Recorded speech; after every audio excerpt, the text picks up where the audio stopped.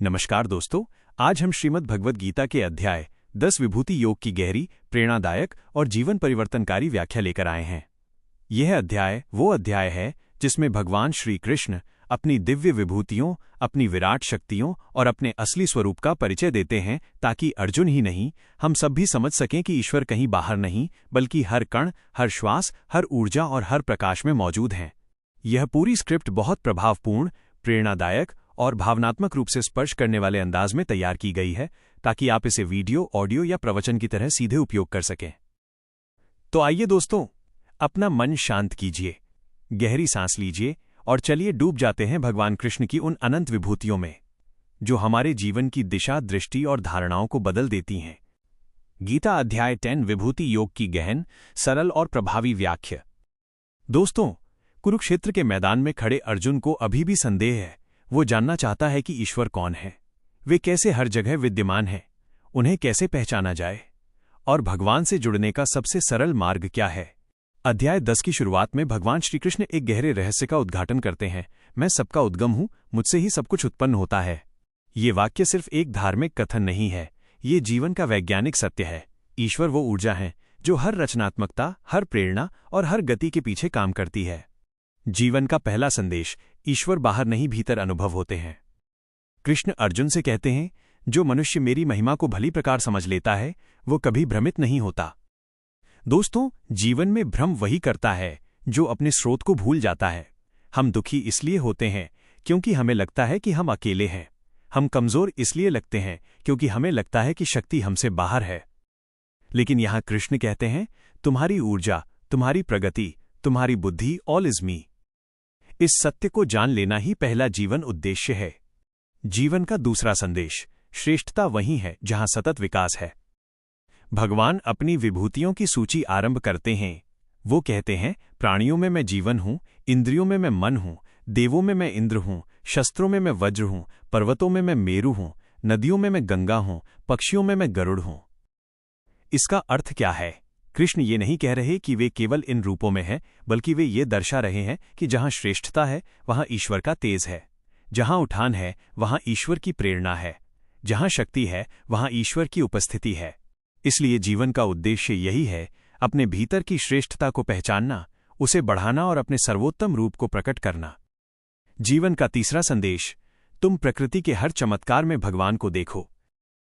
कृष्ण कहते हैं, अग्नि में उनका तेज, सूर्य में उनका प्रकाश, चंद्रमा में उनकी शीतलता, समुद्र में उनकी गहराई, पेड़ों में पीपल उनका प्रतीक, गायों में कामधेनु उनका रूप, संगीत में सामवेद उनकी ध्वनि, समय में उनका सनातन प्रवाह।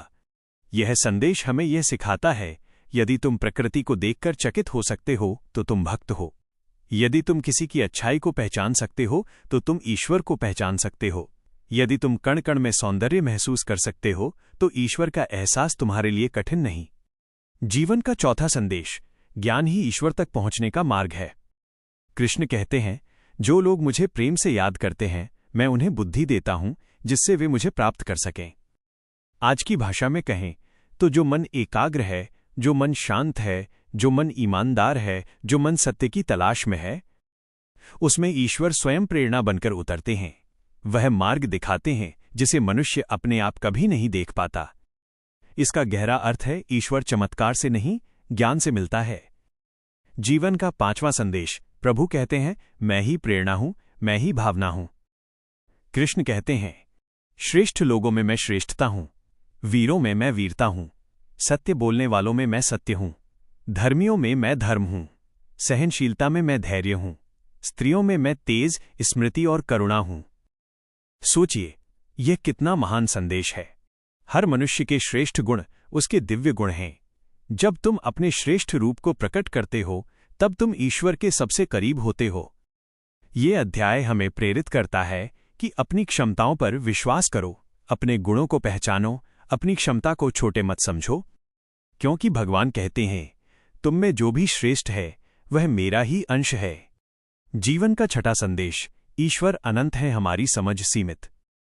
अर्जुन कहता है, हे कृष्ण, आपकी विभूतियां सुनकर मन तृप्त नहीं होता, कृपया विस्तार से बताएं। यह मनुष्य की प्रकृति है, हम दिव्यता को सीमित शब्दों में बांधना चाहते हैं, पर कृष्ण कहते हैं, मैं अपनी विभूतियों का 1000वां भाग भी नहीं बता सकता। इसमें जीवन का गहरा संदेश छुपा है। ईश्वर को शब्दों में नहीं बांधा जा सकता, सत्य को पुस्तकों में कैद नहीं किया जा सकता, ब्रह्मांड को बुद्धि में नहीं समेटा जा सकता। हम केवल उसी सीमा तक समझ सकते हैं जहां तक हमारी चेतना विकसित हो चुकी है। जीवन का 7वां संदेश, ईश्वर का सबसे बड़ा चमत्कार सृष्टि की सरलता। अंत में भगवान कहते हैं, अर्जुन, इतना जान लो, मेरी एक ही विभूति पूरे ब्रह्मांड को धारण करने के लिए पर्याप्त है।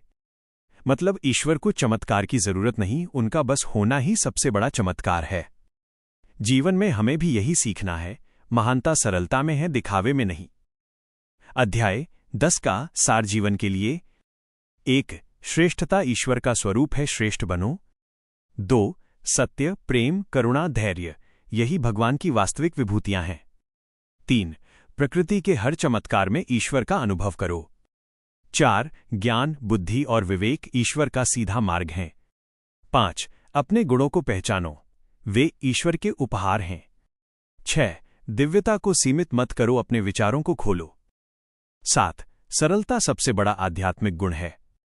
दोस्तों, अगर ये गहरी और प्रेरणादायक व्याख्या आपको पसंद आई हो तो कृपया हमारे चैनल को सब्सक्राइब करें, वीडियो को लाइक करें और अपने मित्रों के साथ साझा करें, क्योंकि ज्ञान का प्रकाश जितना बांटोगे उतना बढ़ेगा। धन्यवाद दोस्तों। ईश्वर की दिव्य विभूतियां आपके जीवन को शक्ति, प्रेरणा और प्रेम से भर दें।